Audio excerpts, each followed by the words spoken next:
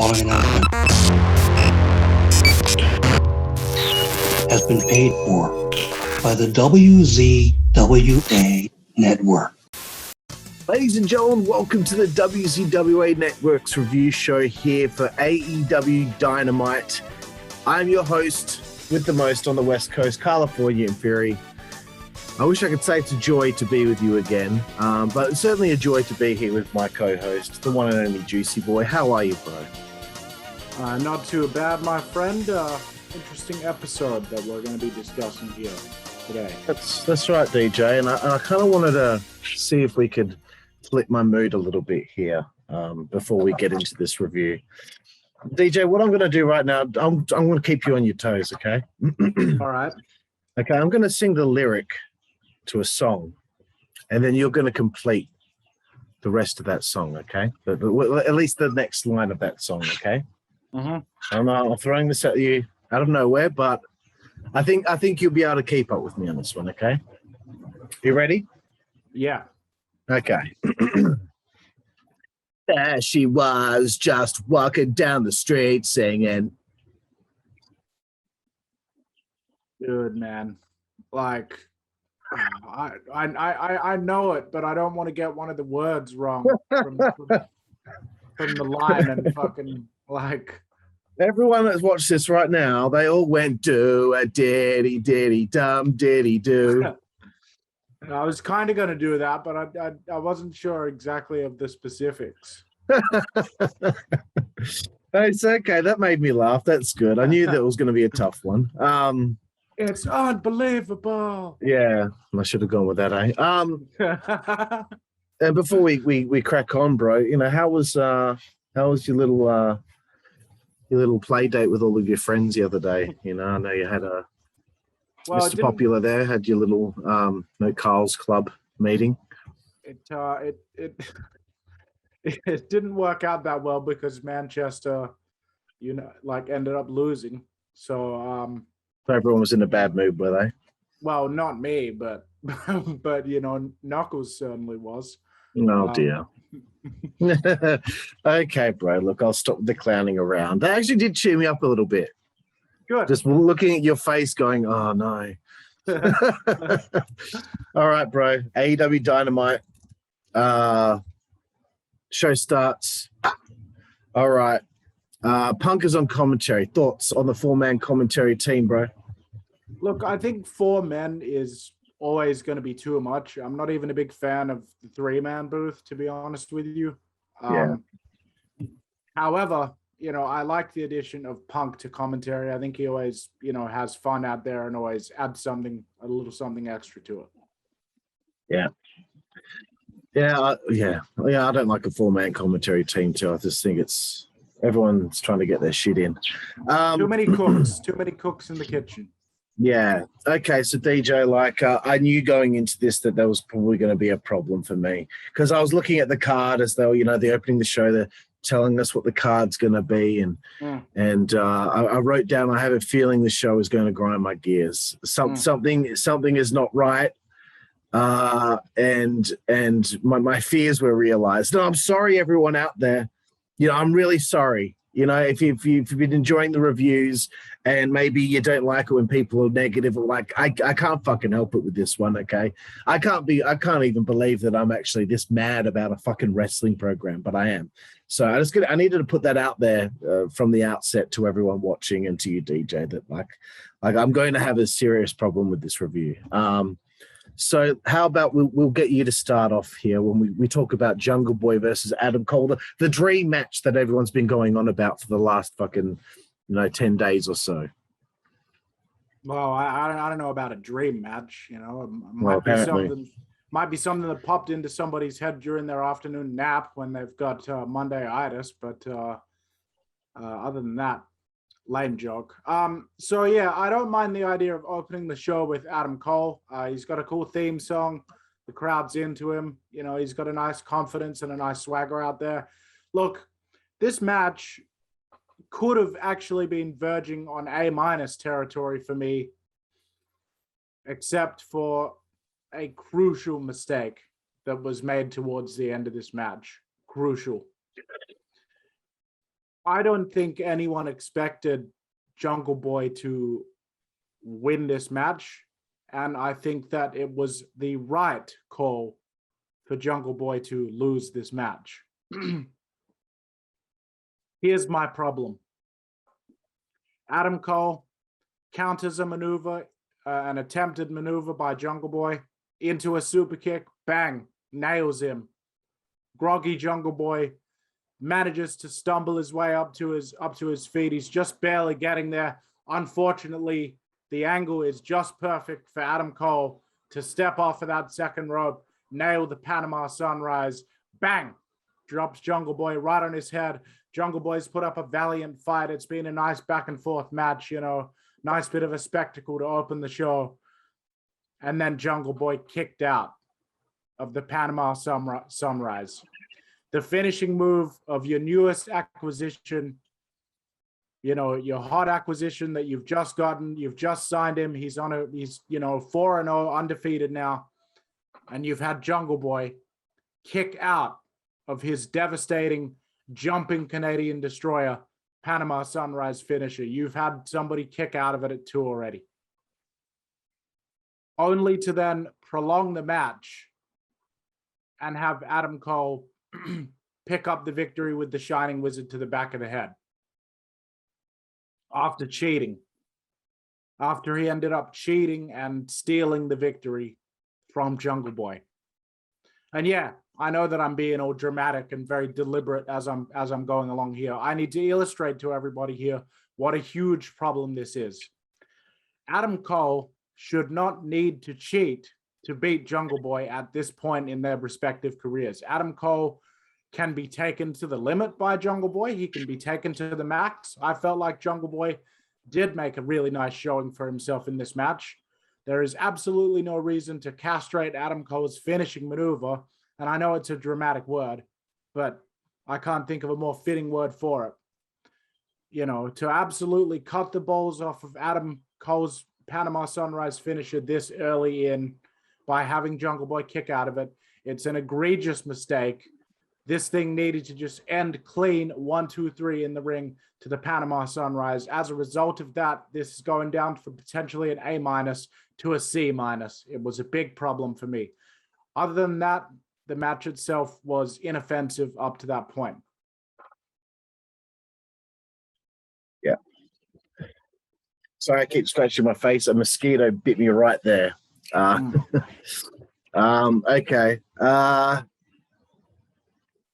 Again, I was thinking Adam Cole's coming out. I'm like, man, he's got a sick theme song, as you alluded to before.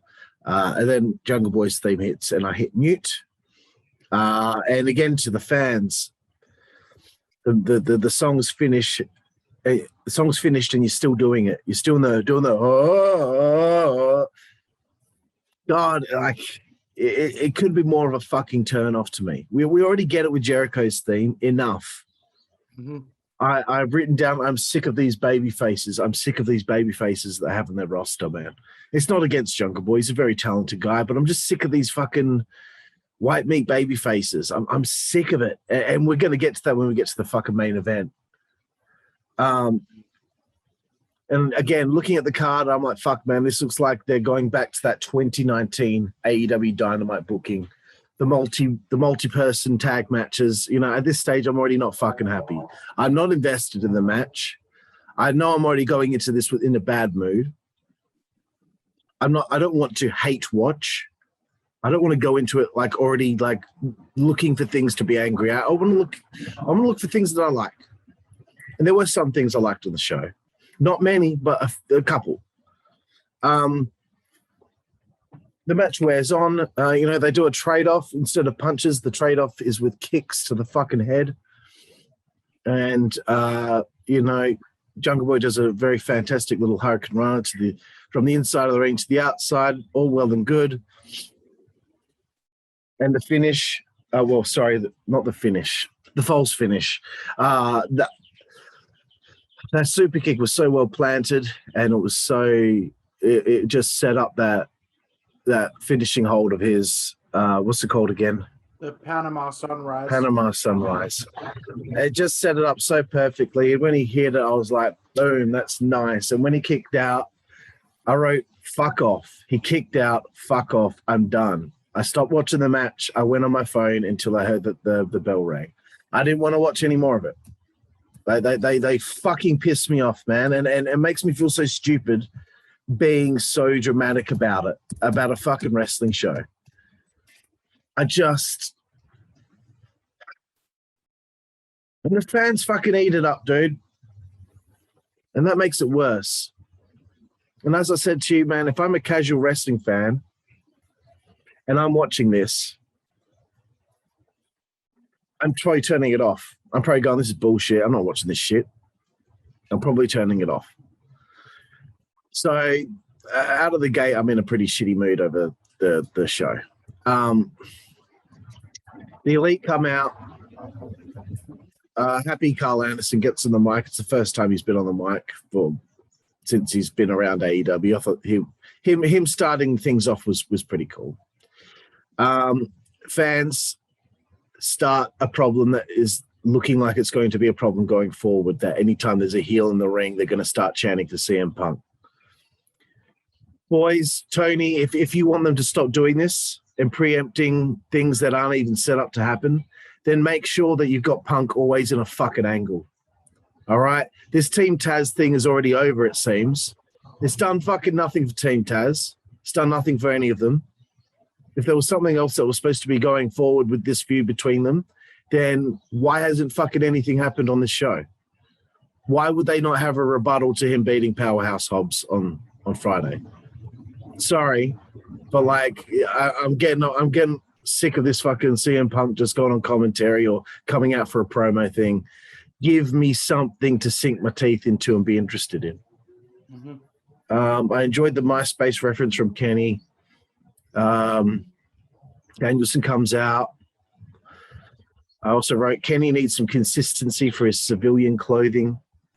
You know, one week he's in a nice suit, the next week he's in sneakers and a fucking t-shirt.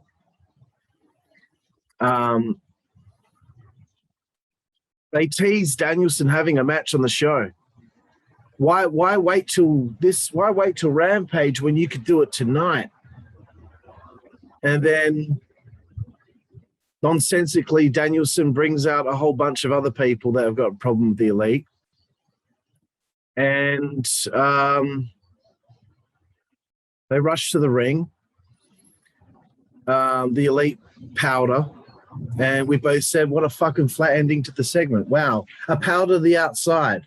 And then the segment just ends. And I'm like, that this company doesn't know how to fucking end a segment. What did you think of this? They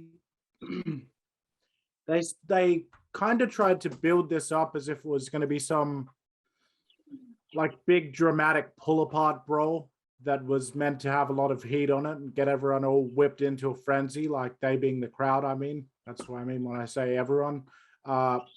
This just was flat. This was like, oh, does everyone want to see us fight right now instead of waiting to Rampage? Yeah, like, okay. And then they had a half-hearted big pull-apart brawl in the ring, which just led to nowhere. Total crap, dud rating. And then it doesn't get followed up on for the rest of the show. It's like there's this one confrontation and then that's it. Again, as I've said for weeks on end, everyone is always locked into their one segment on a show and nothing else follows up. Nothing else is threaded through the show. I'm fucking over it, man. This whole thing with the match and the promo took 29 minutes. Mm-hmm. And it's the same kind of fans that bitch about WWE and how they would do that back in the day, how it would always be this long, drawn-out first fucking segment. Yep. Exactly the kind of thing that people would tear WWE to shreds over. It's just, yeah. That's exactly it, bro. All right, bro. Up next, Lucha Brothers and their pointless manager talked to Tony for half a second before once again, copy and paste. We always see this happen. Within a couple of seconds, they're interrupted by somebody. Andrade and Jose walk in, talking about the AAA tag team titles. It's a pointless segment. Andrade for like 11 weeks has done nothing that fucking means anything except for have one match. What a waste of money for AEW and time for Andrade. I don't know what the fuck they're thinking, but, you know, judging from this show, you know, it's quite clear that there are some serious issues going on with booking. What did you think? Yeah, this sucked. Another dud rating, a waste of time for everyone involved, a waste of our time, a waste of Tony Schiavone's time, a waste of the cameraman's time, a complete waste of resources in this promotion. That's it. I'm so shut off, bro, that this isn't just a regular Coke. I've put some scotch in there as well. Nice. Okay, moving forward. Something that at least moved a story forward here. A match that had no real reason for taking place. Mm-hmm. Dante Martin and Matt Sydal take on Cody and Lee Johnson with Arn Anderson at ringside. What did you think, bro? Yeah, well, it was obvious that the crowd wasn't digging Cody at all. They're definitely starting to turn on him if they haven't already. There was Cody sucks chants. There was all kinds of stuff. The crowd seemed to get hot whenever Dante Martin and Sydal and Lee Johnson were in the ring doing their thing. 3 high flyers, 2 young guys, 1 veteran of the high flying style. The crowd seemed to really get hyped for that. You know, but then whenever Cody would actually tag in, there was sort of a noticeable lull in the audience reaction, and they sort of really, you know, became like a very sitting on their hands type reaction whenever he was in the ring. I don't know if I'm just projecting that, but I felt like that was noticeable. Dante Martin, incredible young athlete, just glides through the air. He's probably one of my favorite young high flyers at the moment coming up in the business. Just incredible athleticism, incredible vertical leap. Really liked it. Matt Sydal seems to have found his groove again since initially getting off to a rocky start. He was looking great as well. And, you know, I thought Lee Johnson held his end of the bargain as well, but I still think the jury's out on him. You know, he's missing a little ingredient for me. I don't really know what it is, but, you know, I'm giving this another C-. It was a passable match with some good athleticism, but it didn't really do anything story-wise. And I think Cody's entrance just came across as really obnoxious and belligerent. Yeah, I think that missing ingredient, Lee Johnson, is a competent creative writer that can think of a character for him where we can learn about who he is and what he's all about. Other than just Big Shotty. Like, okay, he's got a nickname. And being trained by the Nightmare family or factory or whatever. Like, that's not a character. That's just a person who can wrestle. So the match had, you know, Double A having a game plan and Cody completely ignores it. There's no real subtlety with this heel turn.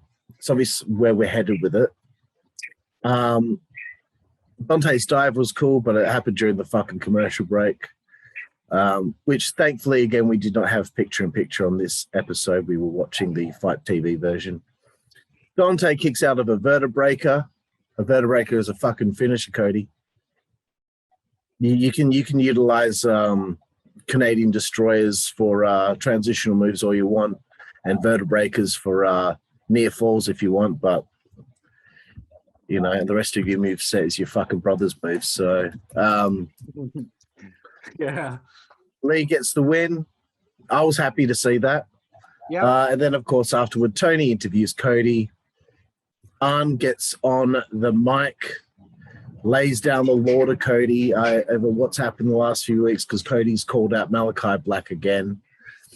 And Arn calls Cody a loser and that he doesn't want to, be associated with a loser, which I thought was a huge comment to make. What did you think of Arn's moment here? Yeah, man.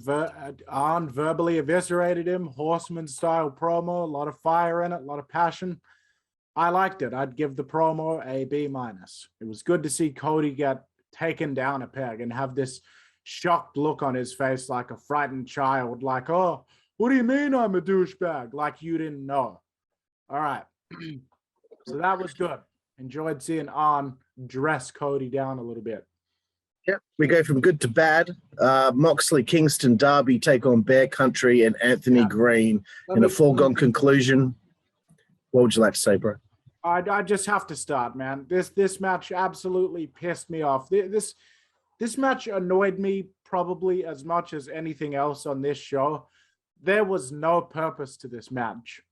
There was no chemistry between Anthony Green and Bear Country.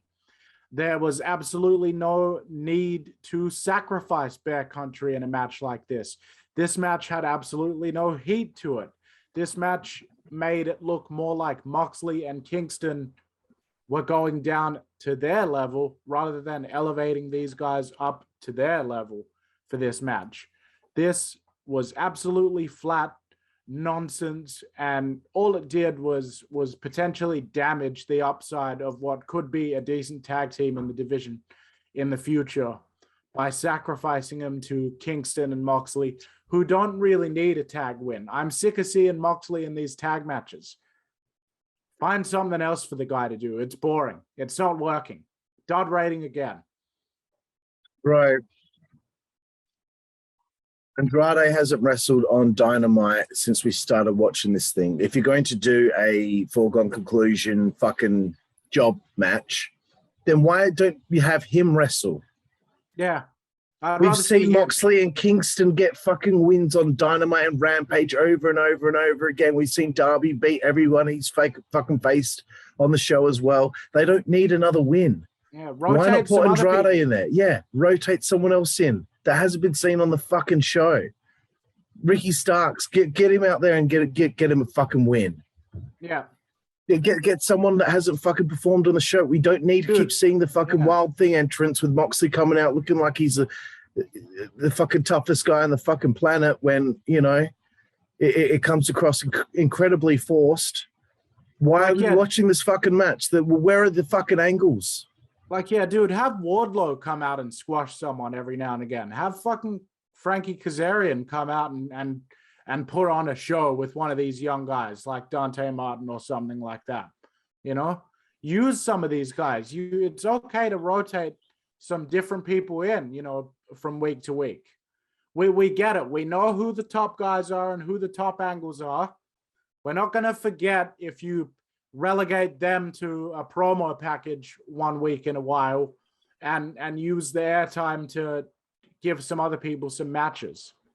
You don't want to fall into that syndrome that WWE has of every week being the same combination of people, you know, in a rematch. Like, you don't want that. We don't need the same tag match with Moxley and Kingston doing their Wild Thing entrance. We don't need Darby cutting some mysterious promo and then getting a foregone conclusion victory over someone. We don't need that every week. It's okay to change it up. You got all these people. Give them matches. If you're going to do something with this, then why isn't fucking Homicide out there with Moxley and Kingston? He just fucking joined up with them on fucking Rampage. What if you want to establish them as a trio, then bring it in. They didn't even mention his name. Wasn't even mentioned. What the fuck purpose was it that he came out for? To do one chair shot and get thrown out the ring on Rampage by Suzuki, doing barely fuck all. You're going to have a 6-man tag with Darby again back with these guys for no fucking reason. Makes no sense, especially what came later on with MJF, but we'll get to that. But in light of that, it makes no sense either. It just was clearly he was put in there as a throwaway to get him on the show, to get the pop from the crowd. This promotion is too young to be already resorting to that kind of crap. Was the Homicide thing last week supposed to be like an ECW show where they just have a random surprise? Or like a PWG show where they just randomly have somebody show up, you know, like as a surprise, and then they never show up the next event? Is that what that was? I don't understand why nobody even mentioned it verbally, let alone referenced it. Or even like a highlight of what happened on Rampage. Maybe not everyone fucking watched the show. Maybe not everyone's actually aware Homicide was there. Well, way to undersell the fucking impact of him showing up. Way to undersell it by forgetting judging by it. the ratings from Grand Slam week, not a lot of people were watching because the ratings have gone back down to where they were before CM Punk showed up on TV. Yeah, they all thought the fucking Danielson Omega match was going to get like 1.6 million. It did less ratings than fucking Bryan Danielson's fucking debut on the fucking show 2 weeks prior. It did less ratings. Let that put things in perspective. Like TNA Impact was still managing to do like 1.4, you know, even into its dying, like darkest days, it was still managing to do 1.4. Dynamite is sometimes getting under 700,000 still. Yeah. So let's not get ahead of ourselves. And by the way, WWE is on a downward trend. They're going to be joining them soon. It's not really a matter of who's winning in the ratings. It's just wrestling as a whole is not drawing the kind of ratings I think that sometimes people in the business think that it should be. After this, we got a Britt and Ruby Soho promo. Mm-hmm. So at least they talk about one thing that happened last week. Mm-hmm. It was what it was. Let's move forward. 16-man tag team match. A 16-man tag team match. You want to talk about me bringing up the issues that they had with their booking, which made me not want to watch it in 2019, 2020 with these fucking ridiculous multi-man tag team matches. What a fucking joke. The Hardy Family Office against Orange Cassidy and the Dark Order. We all know what this is for. We all know this is for the big fucking feel-good moment. And that would be fine as well. That would be fine, but you might as well actually do something with it. Not just put out a clusterfuck 16-man. When he said 16, like I almost did like a what? Like a double take type thing. It's fucking stupid. How are you going to have enough fucking time to have beaten down one person out of that team of 8 in order to get a fucking pin on him? Fuck, man. So, like, Orange Cassidy splash, that was stupid. The evil Uno spot. Amanda Huber comes out. I was just like, this is fucking stupid, man. Like the Dark Order story. I don't fucking care about this story. The stable is so stale at this point. You know, I know that this is for John, this is for Brody Lee, but Jesus, man, this is just like forcing a round peg into a square hole. John Silver was the highlight when he was running around the fucking ring, just fucking yocking people before the finish. Yeah. The finisher was great, but like, again, yeah, all right, let's get the feel-good moment over and done with. Let's move forward with this fucking show. Like, I had no fucking time for this whatsoever, man. I was so disinterested in seeing this. And again, the fucking good guys win. Yeah, this was a match that was the in-ring version of all the bullshit we complain about with the Dark Order every week, with all their backstage bullshit. Nobody They've done cares. nothing for 10 weeks, bro. Like, nobody cares. I don't care. I know you don't care. This was an absolute clusterfuck, an absolute mess. I enjoyed the feel-good stuff with Brody Lee and -1. Like, that's always good. I like seeing, you know, the son of someone who's passed. I like seeing him get a moment and them make him feel good and stuff. I like that. That's all good. It's nice that they're paying tribute. I was happy with all of that. The actual match itself, too many fucking people and not enough thought into how this thing is actually going to go. This might as well have been a fuck around match that you and I might have done at Schwa training when we were both students. Just for a fucking laugh, you know, not on fucking. Here's something. Not on fucking network television, bro. Yeah. Here's something off the top of my head. You've got this divided faction in the Dark Order. You got half of the factions on Evil Uno's side, half of the factions on John Silver and Alex Reynolds' side. Why not have them be split into a group and do an 8-man tag pitting the two divided factions of the Dark Order against each other? And then at the end of that match, you can finally have -1 and Amanda Huber reunite the group and bring them back together. Would have made so much more sense. Then all of a sudden there's meaning attached to it, and you've actually done something to kind of blow off this angle that you've been building with all these ridiculous backstage segments. As it was in execution, though, dud rating again. Total waste of time. Speaking of a waste of time, bro, Leo Rush is up next with a little promo. I'm not interested. They have enough people on the fucking show. What are they going to do with him? Is he going to be a manager? How many managers do we fucking need, bro? let me say something here. So what happened, Leo? Did your rap career not work out? Did the music career not work out? Did nobody wanted to hire you to be a social media influencer? All that talk about retiring and you know, I got to provide for my family and this and that. And you complained when you were in WWE. You showed up in AEW and signed to a contract and then flubbed up a bunch of your high-flying moves during your moment in the match and then sat there and said you got injured and that you're going to retire. Oh, but I'm still going to fulfill my New Japan commitments. Funny how New Japan happens to be one of the most visible promotions on the planet. You're still happy to wrestle there. What? It's like but now all of a sudden, now he's back. Now that retirement, everyone knew that he wasn't really going to retire. Everyone knew that this was as much an effort to sort of get sympathy and sort of get people talking about him as anything else. He's 26 years old. He's still hardly even in the prime of his career. A wrestler hits their prime in their early 30s, you know? They've got enough people on the roster that they can't find shit for. Nothing for Ricky Starks tonight. Let me Nothing tell you for this. I'll tell you this. Leo Rush is going to have the biggest uphill battle basically out of any talent on this roster, because for me right now, it's too little too late. I don't care. I have no interest in Leo Rush doing some hustle and grind finance influencer gimmick. I don't care. I don't give a shit. Rubbish. Another rubbish segment, dud rating. FTR promo. I just wrote okay because like I don't know where this is going.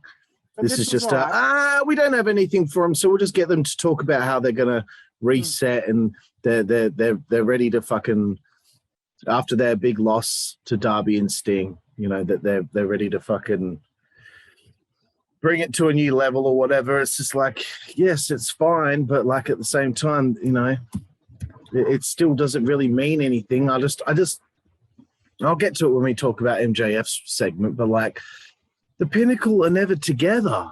And I've said it for weeks, they're never fucking together. They just had this thing with Darby and Sting. They're never together. Yeah, like are they even still a group? We don't know. Yeah, well, that's what I'm thinking. I don't know. Sometimes they use the Pinnacle theme, sometimes they don't. You know? Okay. I don't even know. Dan Lambert and the Men of the Year. This was one of the highlights of the show. There weren't many of them, but here's where I have a problem, dude. Lambert cuts his promo, does a solid job. The fans are trying to chant shut the fuck up because the fans don't want heels on this show, dude. They don't want heels. They want it all to be this big love-in where it's all just everyone's just fighting each other out of the passion of competition. No one wants heels out of this fucking audience. And it pisses me off because they're trying to shit on this segment because they don't like Dan Lambert because Dan Lambert fucking hits them with some hard truths sometimes. And then when Scorpio Sky is trying to cut a fucking promo, you mean to tell me you're going to bring a what chant? In AEW in 2021, you're going to start a what chant? What the fuck is wrong with these people? What the fuck is wrong with them? And then Ethan Page, the fucking professional this guy is. When he first came in, I was like, I don't know who this guy is. But man, has this guy impressed me? Has both of these guys, that they have impressed me. The way he handled them, he gave them no gap to continue the fucking what chant. He kept on just rattling off the next point, the next point, the next point, to the point where the fans fucking gave up on it. That's a fucking professional right there. These three did a fucking fantastic job in the face of fucking disrespectful fans. This is the kind of shit that will turn off casual fans because casual fans will probably like shit like this. But you got these fucking marks out there that try and shit on a segment like this because they want their little safe space because they don't like Dan Lambert. Sorry, everyone, that I'm fucking ragging on yous or whatever, but Jesus Christ, enough with this shit. I can't believe I'm worked up like this again, bro. And there's still the worst thing is to come on this fucking show.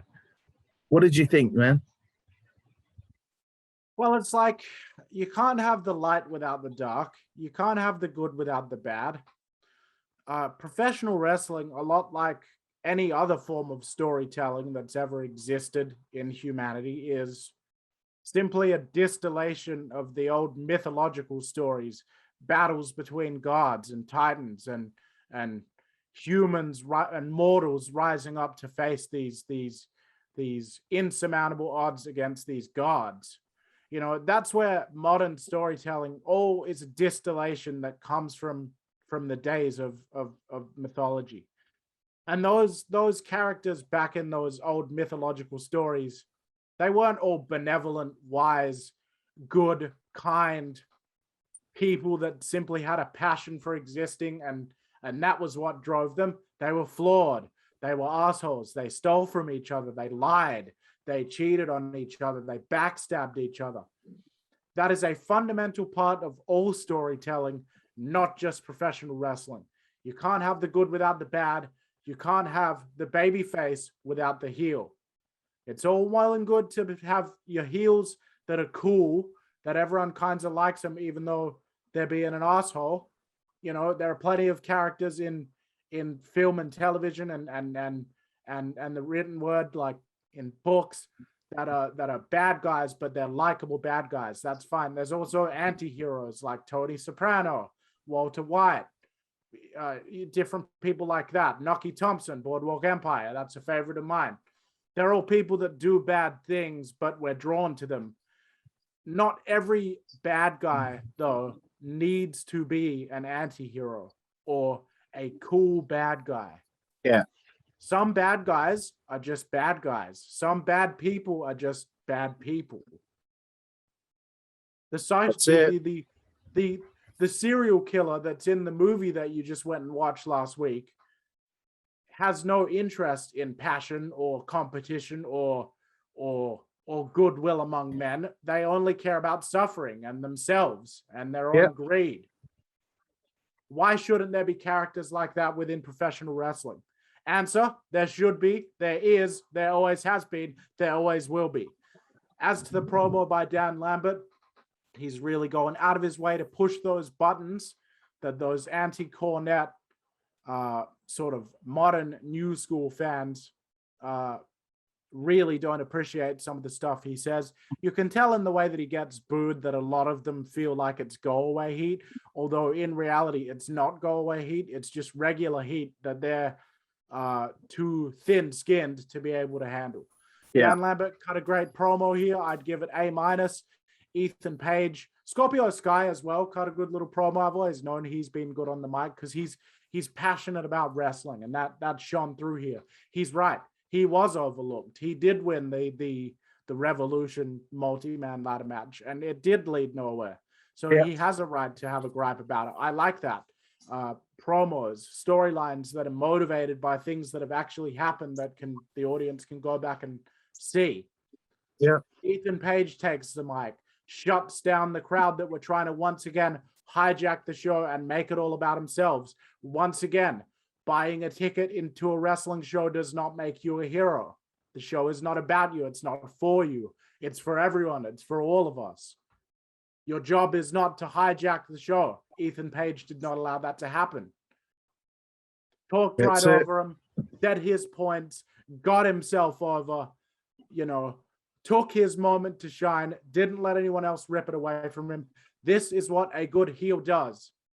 So if anyone that attended that show walked out of there going, God, Dan Lambert and Ethan Page and Scorpio Sky, they were so annoying. I just couldn't wait for them to get the fuck out of there so we could move on to our next little love fest. Good. That's exactly how you were supposed to feel. And people that enjoy traditional dynamics between good and bad and heel and babyface within wrestling, like myself and like yourself, we like seeing the fans get pissed off and riled up. We like that. That's what a heel's supposed to do. That's it. And it's time that everybody collectively that calls himself a wrestling fan woke up and understood that. Instead of trying to cancel everything that you don't like and accentuate everything that you do, no matter how fucking nonsensical or no matter how inconsistent it makes the product. That's it, bro. Well said. Moving forward, Hikaru Shida and Serena Deeb with a little bit of hype for the anniversary Dynamite, which I'm still up in the air if I even want to fucking watch. But that should be a good match. And I did not recognize Serena with the hair. Moving forward, bro. The Bunny and Penelope Ford taking on Ty Conti and Anna Jay. I guess this is the match to blow off the feud, possibly. I'll let you take this one away, bro. Again, token one female match on the show.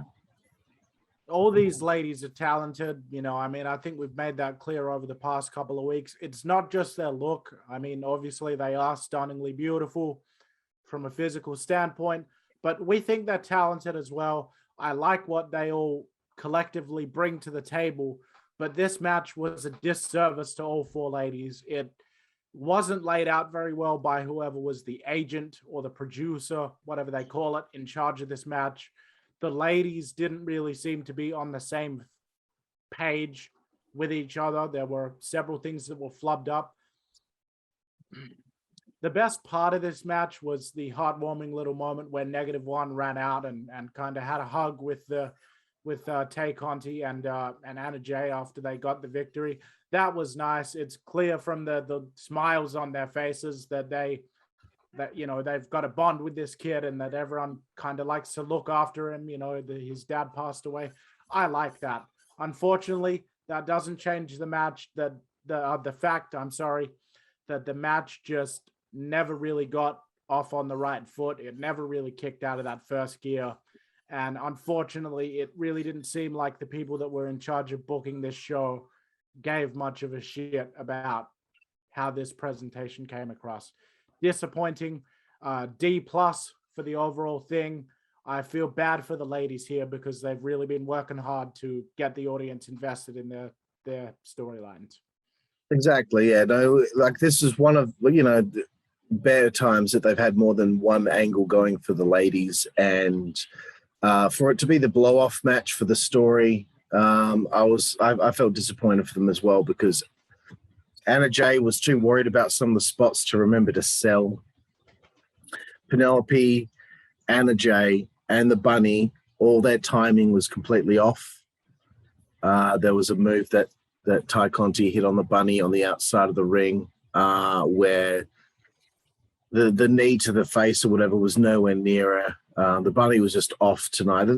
All three of them were off. I think Ty Conti was the one that kind of shone the most. The finish was okay, but they were just a little bit off tonight or today. And, these things happen. Moving forward, bro, Jade Cargill, Nyla Rose, and Thunder Rosa hype a triple threat match that's coming our way for Rampage. What did you think? I'm actually interested in seeing this. Look, I think the match will probably be pretty good. I like Thunder Rosa, but to be honest with you, they just haven't given enough to this match. They haven't done enough to make me care. These little tiny hype packages aren't enough to sell a storyline and an issue. Yeah, and if everyone out there, if they're doing stuff on Dark or Elevation, doesn't matter. Count. No, it doesn't count. No one watches it. And if they do, good for them. But you can't keep relying on that. And if you do stuff on those shows, then show highlights of it on Dynamite so we can keep up to date. Moving forward, MJF with the best part of the show. Mm-hmm. I'll just quickly run through my notes here before I throw it to you, bro. Again, MJF and the Pinnacle seemingly disconnected from each other on the show for the last 10 fucking weeks. I liked it when he kind of skimmed over Darby Allin's name when he was talking about the pillars of the company. That was good. Found it interesting that he would bring up, Nick Khan. He'd bring up Bruce Pritchard. But that's interesting to hear, But again, fans preemptively chanting for CM Punk when he's definitely not going to be a part of this angle with him. He's not going to be a part of an angle with Kenny Omega right now. Kenny's already locked in with Bryan Danielson. You chanted for him then. You chant for him here. He's on commentary. You guys have got to fucking stop with the CM Punk chants. And maybe this is a fault, again, of Tony for not having something for Punk to be doing where the fans won't be trying to insert him in every fucking angle with every fucking heel on the show. I like that he made fun of the Batman voice.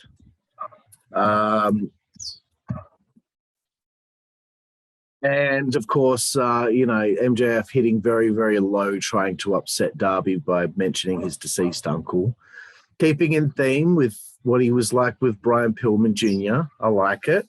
Heels would say horrible things like that. And again, bro, Darby didn't need to do the 6-man earlier because it had no bearing on what he was doing going forward. His appearance And would have if had Homicide- more impact if we didn't see him until this segment. Sorry to cut you off.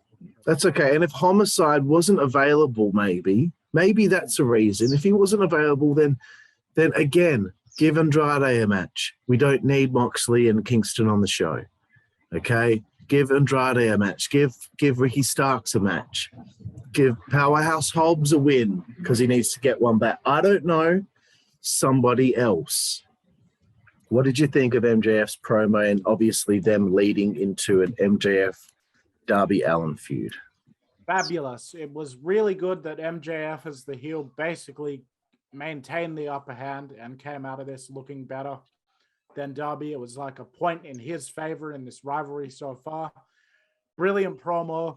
I know a lot of people get offended and get their panties in a bunch when MJF does these really low-hanging, kind of tasteless remarks in his promos.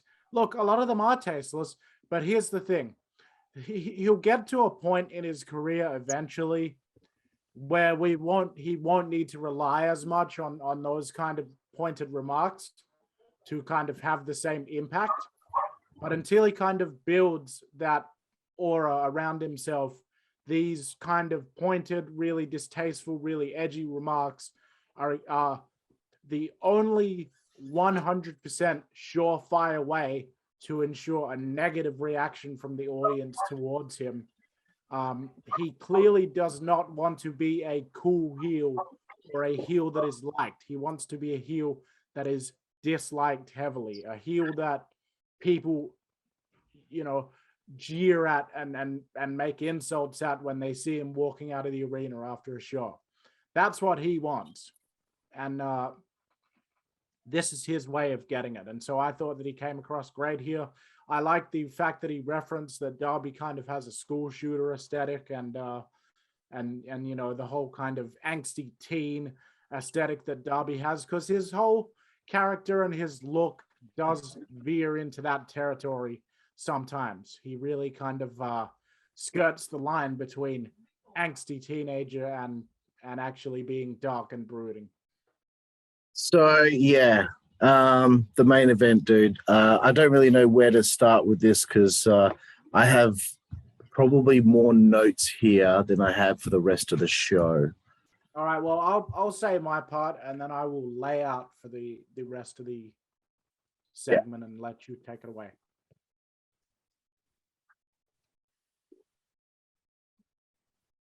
At least this match has actually had some semblance of a build to it. I don't much care for all the Fuego bullshit, but it's fine because Miro's look like a badass throughout it all. They have this match. Sammy acquits himself quite nicely. I thought that this match actually was pretty good throughout the whole thing almost. It was a physical match. These two actually seem to have good chemistry together. Like, I really think that Miro relishes having that kind of smaller, smarmy little pretty boy that he can really, take to task. I think that, the dynamic between these two with their respective sizes and their different styles really worked well. I do not know what the heck they were thinking with the finish. It absolutely took me out of this. It was an absolute mistake. I'm not even going to go into detail with it because I'm planning on letting you unleash all that. Absolutely ridiculous. The quality of the match would have been a standard DJ B+ rating, but in light of the finish and how this thing went and my distaste with the decisions over the end of this match, it's plummeting all the way down to a D-. Terrible decision. Wasn't the right time yet. It's only been 329 days. Extremely disappointing and perplexing decision. That's all I'll say on it. Over the course of my fandom in wrestling, there have been moments that have made me give up on something and be like, I'm fucking done. There was a time in WWE when they brought back ECW, and RVD got caught with weed, lost the belt to Big Show, and then they've had that December to Dismember pay-per-view where Bobby Lashley walked away as the new ECW champion. Mm-hmm. All of that and that whole pay-per-view broke my heart so much because it was a signal to me then, I'm done. I had so many high hopes for the relaunch of ECW, and they fucked it. And it was just so obvious where they were going with the brand at that point. I was fucking done. And that was strike 3 after fucking up the NWO and the Invasion angle. I had had enough of WWE. I couldn't stand the shit anymore. And it's never been the same with me in that company since. So you can think now 16 years, I have been still obsessed with professional wrestling, but not having anything to hang my hat on and be a fan of. Then here comes TNA. We have this Monday Night War thing going on. I'm excited for the first time in a long time. And there's an angle that takes place, and funnily enough, RVD's involved in it. RVD was the TNA champion. He gets attacked in the back by Abyss with Janice, and he's left as a bloody mess on the floor. And he's taken out. He's off TV. The title has been stripped from him. They do a tournament to crown the new champion. By the time they get to that pay-per-view to crown the new champion, RVD is already back and on the same card. When that happened, boom, I was done. The fucking nonsense of that whole thing that you can go without a champion for that time period and him be on the same show as they crown a new champion, I thought that was nonsense. I can't handle this anymore. I'm done with TNA. Right? This right here is a prime example of where I would be fucking happy to walk away from AEW right now. Because this Miro guy has built himself up so fucking much over the last few months. To have him lose to Sammy fucking Guevara here was a fucking disservice to him and professional wrestling as far as I'm concerned. And I don't hate Sammy Guevara. Okay, he's a talented guy. And I haven't even got to my notes yet. The shooting star press onto a standing Miro was shithouse and unnecessary. Sammy Guevara being in the main event is going to hurt the ratings. There's a "We want Lana" chant, followed by a "No, we don't." To those of you saying that you don't want Lana there, you need to fuck off. You're a male. How the fuck do you not want Lana on the show? Is there something fucking wrong with your dumb fuckhead? Lana would draw more ratings than Sammy Guevara, so fuck up. People pop for the Spanish fly reversal in the middle of the ring there, which I thought was the fakest thing on the show. I will say this, Miro is great at selling. The acrobatics of Sammy is cool, where he did that dive over the fucking ring post to the outside, but it doesn't fucking mean shit, as far as I'm concerned. Miro is ripping off the turnbuckles, every turnbuckle, and the referee, okay, maybe you don't want to fucking go near him because he's clearly in a bit of a mood, but surely you should be at least yelling at him, Miro, stop doing that. Come on, man. He's just looking at him. It's fucking stupid. We know where this is headed now. There was a kick to the head that Miro hit after Sammy tried to hit him with the fucking, whatever the fucking move is. It's like a different version of the GTS, the HTS or whatever. I wrote, it makes no sense for Sammy to win this. I'm sorry. It happened. I closed down the video immediately. I left our Discord conversation. I was fucking livid because it makes no sense for him to win the title over a guy that is a fucking man and Sammy Guevara is a fucking boy. Eddie Kingston had some momentum only a few short weeks ago. That momentum behind him when he faced Miro at All Out. He didn't quite get there, but gosh, it looked like he could if he gave him another shot at the belt. You could hear it in the audience with him that they were ready for Kingston Miro too. So Tony Khan, you do not know how to listen to the audience and go with the grain. You went against the grain on this one and forced this bullshit angle that no one fucking cared about with Fuego del Sol. You forced this fucking angle to give the title win to an undeserving performer. Sorry, Sammy. You are very good at what you do, but you are not there yet. And this certainly isn't going to fucking help the ratings if you're going to be put in this prominent position right now. He's a little kid in comparison to Miro, who is a fucking man, a jacked man, undefeated for months. And he beat fucking Lance Archer, this fucking monster. He beat Eddie Kingston, this fucking badass from the streets. And he can't even beat a Spanish 20-something-year-old that can't grow facial hair. And I say Spanish because it doesn't make sense that someone who's Spanish can't grow facial hair. I'm sorry that I'm like so fucking mad and such a wet blanket, bro. But like, I don't know if I can fucking do this if this is the shit that I'm going to be getting fed. And the fans are all going to eat it up and think that this is the greatest thing ever. You're wondering why your ratings won't fucking go up? Because you bring in Bryan Danielson, you bring in CM Punk, you can bring in Bray Wyatt, you can bring in John Cena if you want, you can bring in Hulk Hogan, you can bring in anyone you fucking want. But the fact of the matter is, if you can't fucking write a show that makes sense, that has stories that people fucking care about and matter and character development that flows through and means something and threading stories through a show from start to finish, and you can't even keep certain people on the show and keep them relevant because you've just hired fucking 200 people, you have no fucking place being a booker. You have no place being known as Booker of the Year because you can't fucking do the job properly. I would kill to have a father that's a billionaire. I wish I had a father that was a billionaire. So many people out there wish that they could be in Tony Khan's position. And when I see shows like this, and I see that even bringing in all these big names don't do shit for the ratings, it's because the show's not written properly. And WWE is still worse than this. They're still worse as far as I'm concerned. So as far as I'm concerned, everyone out there thinks that this is the boom in wrestling. There is no fucking boom, okay? There is no fucking boom. It's all inside of your heads. This is a little wrestling bubble. You all think that this is the fucking the Attitude Era all over again. The Monday Night, no. This isn't a pimple on the fucking ass of the Monday Night Wars as far as I'm concerned. That's it, dude. My rant is fucking over. I don't like being angry about wrestling. I don't like it. This is the feeling that I felt with ECW fucking failing, with TNA doing nonsense, driving me away. This is the exact same feeling that I felt with those two things. So I don't know where we're at for next week, bro.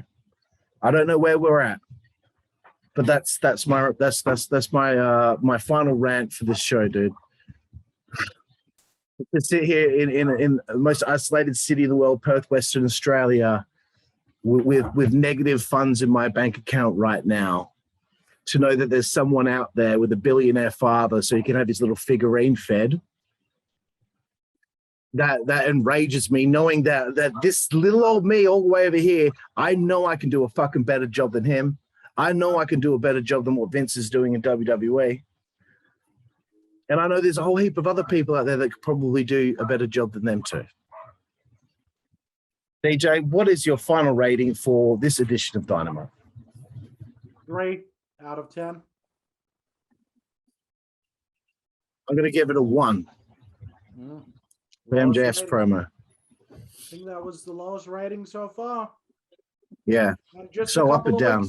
Just a couple of weeks ago, like we delivered a 9, you know. Yeah. I can't deal with it being so up and down, man. Like, I want it to be consistently good every week. I want every week to be better than the last. That's what it was like in 99, 2000 for me. Now, if anyone out there wants to, again, talk shit about the Attitude Era, Right there, bro. Am I justified in my anger, DJ? Am I going overboard? It's not really for me to say whether the anger is justified, but certainly a terrible decision having Miro.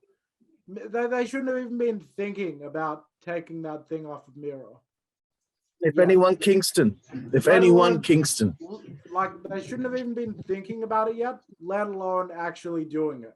Not on a pay-per-view with a fucking piss weak build that involved putting a car on the line. You know what I'm saying? Like, it's what a ridiculous decision.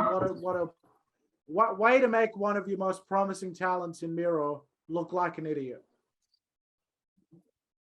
Man, I wish I was in that spot. I'll never get the chance to prove it wrong or prove myself right. But anyway, bro, that's it. We've given our rating. We'll see how we feel next week. Mm-hmm. Thanks again, bro, for joining me. And please plug all your stuff. Well, you know, you can follow me on Twitter and Twitch at Jooseyboy, JOOSEYBOY. You can follow me on Instagram at Joosey_boy, because for some reason, someone else is obviously already Jooseyboy on Instagram, but fuck them. I'm Jooseyboy. And of course, you're already watching me here on the WZWA Network. Tune in each week. Smash that like button, because we need the algorithm to be nice to us. Smash that like button. Subscribe. Make sure you hit that notifications bell so you never miss anything that we do here on the network. Yeah, find us on all platforms at WZWA Network. That's TikTok, Instagram, Facebook, Twitter, and of course, here on YouTube and Twitch. Don't worry about finding me at the moment because I don't want to talk to anybody. DJ, Jooseyboy, thank you for joining me and helping me vent my anger and frustration with the state of the professional wrestling business today. Well, no problem, my friend, and we'll see if we'll be back here next week. Yeah, no worries, mate. And thank you, everyone out there, for watching this AEW Dynamite review here on the WZWA Network. I'm Karlifornia alongside Jooseyboy, and we will see you down the road. Thank you. See you down the road, guys.